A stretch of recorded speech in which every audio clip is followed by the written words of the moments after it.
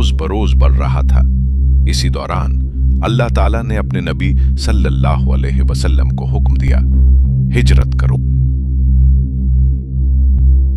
रसूलुल्लाह सल्लल्लाहु अलैहि वसल्लम ने किसी आम शख्स को नहीं चुना, बल्कि मुंतखब किया अबू बकर सिद्दीक रजी अल्लाह अन्हु को।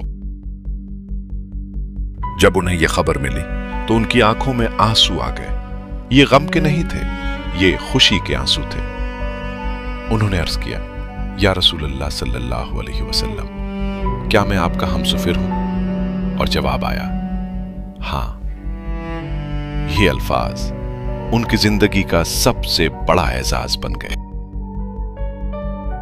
हजरत अबू बकर रजी अल्लाह अन्हु ने पहले ही 2 ऊंट तैयार कर रखे थे महीनों से। यह सिर्फ तैयारी नहीं थी, यह यकीन था। उन्हें मालूम था एक दिन यह सफर जरूर होगा। उन्होंने अपनी दौलत, अपनी तवानाई, सब कुछ इस दीन के लिए वक्फ कर दिया।